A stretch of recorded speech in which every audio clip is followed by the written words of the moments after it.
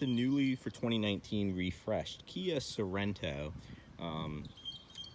So let me just get started right away. Like the styling in front. I think Kia's done an amazing job. The Audi designer they hired did an awesome job.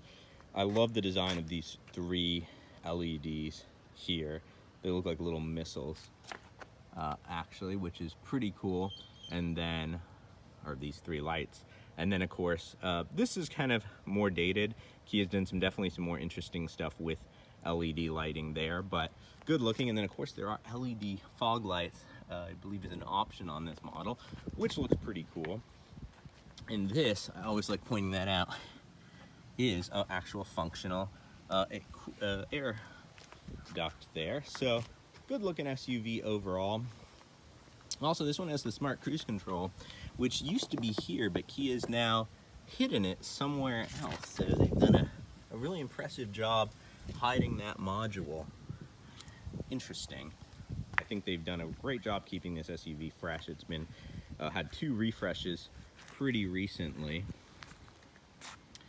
Interesting on the white, you don't see it on other colors, this panel air connection area here. In case you were wondering, it's called Snow White Pearl, and it's not that metallic-y as some of the more creamy pearly metallic-ys I've seen, but it is a pretty color. It's probably not my favorite white, but it's definitely one that's, you know, worth considering. It does just show, if you're getting this car, a lot of like weird kind of like gappy areas on there. So that's where I would prefer like a silver or really any darker color.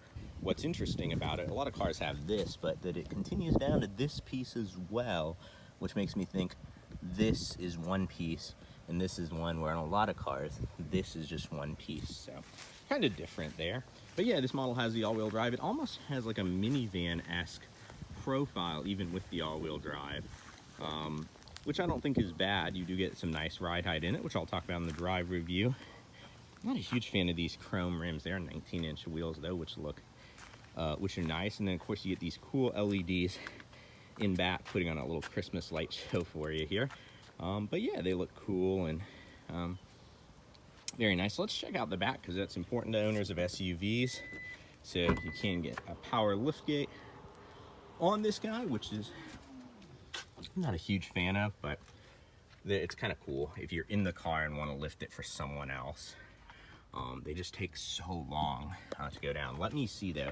The biggest advantage I've seen of those for lazy people is if you can close it, yes you can, with the remote. So anyway, checking out the back seat here, this button here starts to fold that seat down. So if that's forward, the front seat were up enough, these would just go right down. Let me kind of demonstrate that for you here. Well, it'll only go part way down, I guess, before it gets stuck. But it's nice that there is that, you know, option. A lot of cars you have to go up there to lower those seats. Let's check out these rear seats here. One nice little touch that not all cars have is they actually get their own little climate control deal here where they can adjust their fan on it. So not a lot of SUVs have the three-row system in the back. And you also get some cup holders and storage. So it's all going to come down to legroom back there. And then also nice, you get a little toolkit. So there's a spare tire probably under the car, my guess would be. And then also there is a, you know, net for like groceries and stuff. I love this little space. You can hide your valuables there. It actually even clips into place, I thought. Anyway, and of course there's a 12-volt power adapter back here, 180 watts. All right, let's check out the back seats. All right. So, interestingly enough, when it clicks right into place, this is the position it takes, I guess, to give those people legroom. We'll see how that works out. But I'm just under 6 feet, and this front seat's adjusted for me. This is about as far forward as I can go for, say I was 6 feet. So there's that. I really like this trim back here. It's actually nice in the back. You get this glossy trim, you get the chrome surround, you get this like leather stitch look here, chrome buttons, even rear heated seats available, which is pretty cool. And then this is cool. This is if you want to plug in something that has a regular plug, so you don't even have to buy a converter. And this will do more voltage. It'll do 115 volts versus 12 and 150 watts. And then they all have different power numbers, I thought, too. And then there's even a USB one there. So they've done a really good job modernizing this SUV. I don't know how I'm going to get back there, though. I will figure that out now. I'm going to squeeze into these vehicles. So, slide this guy forward. All right, I'm getting in just fine, as you're seeing. The fitting is going to be the tricky part. Pull this guy up. Actually, believe it or not, oh, lots of drinks back here. Free drinks. Actually, some of them aren't even opened. Yay! Always love what you find in press cars.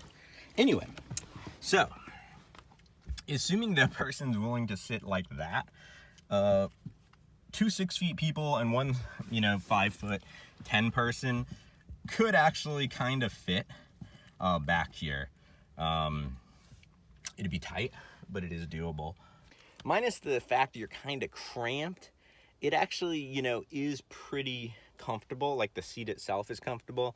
The headroom might get some people, although up here, it does kind of arch upward for you. So, but if I want to lean my head back, even where I am, I'm just kind of squeezing. So this, your smaller friends will want to be in that third row. But it is really nice. It's there for like families who want to bring their kids, friends, and stuff like that along.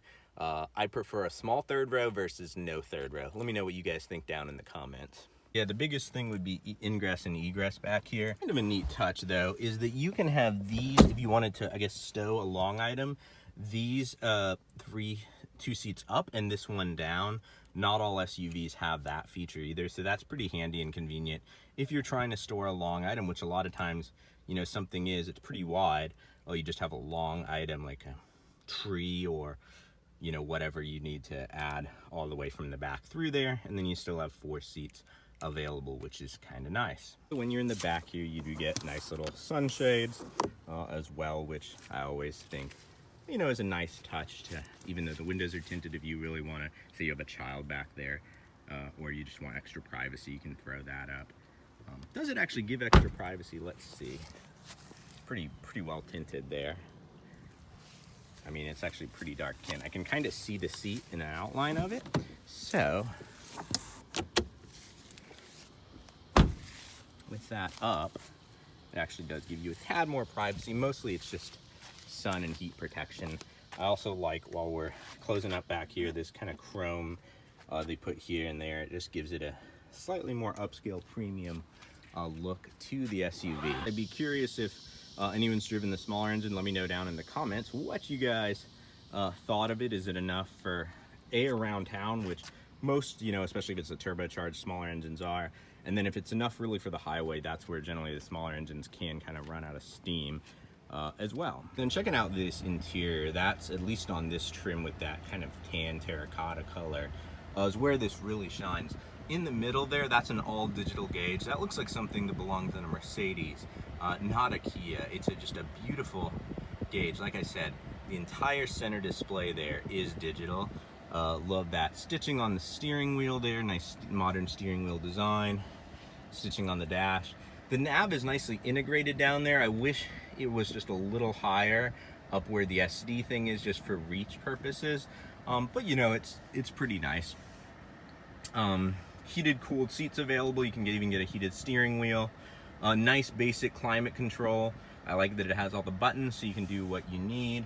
And then coming down here are lots of storage, USB. You can even get smart charging on here.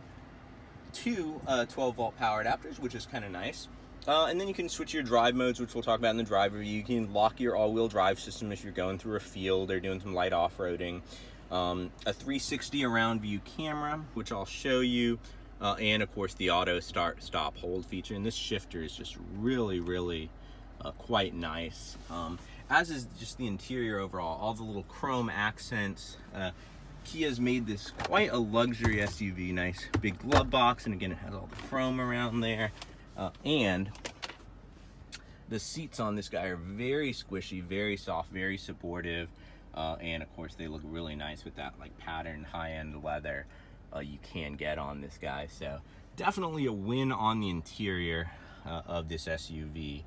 Overall, it's a nice place to spend time. So another nice little touch is all the lights are LEDs, and it's a very pleasing, soft kind of bluish hue on there. And then you get 4 LEDs actually up here if you're a fan of LEDs. And of course, you can option the very cool panoramic sunroof on this guy as well, which not a lot of SUVs I'm noticing aren't having. So whenever an SUV has it, even if it's an option, I like to point it out just because some don't have it, and it's just a nice premium feature if you choose to get it. One nice thing about the lane departure warning is once you turn it on, it's there, and once it goes green, it's automatic, it takes over, so you don't even have to worry about setting the cruise control. It will, as long as your hand is, you know, somewhat involved, will just kind of keep the car in its lane on its own, even without cruise control. A lot of companies don't bifurcate those two systems, so to have that working, you have to have cruise control on. So that's kind of a nice touch there. Of course, you can get smart cruise control, things like that. Really nice. A lot of cars have this now, but it's definitely still more of a luxury feature. You can get the around view camera, and then of course a nice, pretty good high definition backup camera as well. And then you can adjust your different views here, which is nice. If you're trying to park in a tight situation. Like, it always helps me get closer to the curb. All right, so we've talked about this SUV a lot. Let's get it out on the road and see how it does. I do like this V6, and I do like when there's an automatic drive mode as well, or smart drive mode, which is usually what I leave it in, if not comfort. But sport is really where this SUV shines. This isn't a sporty SUV. Weirdly enough, I drove the Hyundai Santa Fe, which I believe is kind of the closest Hyundai product to this. And the Santa Fe I drove actually felt a little more athletic and sporty, which is interesting because usually when there's similar SUVs between Hyundai and Kia, the Kia is kind of the more sporty, athletic one, and then the Hyundai is the more luxurious one. I felt that was switched on these guys. Granted, the Hyundai did have wood trim on the high end, whereas this one has, you know, that gloss black plastic. Both look nice though. I think that's more of a style thing. But yeah, I was kind of surprised. Even in sport, the steering, it's a little loose and vague. It's fine for an SUV.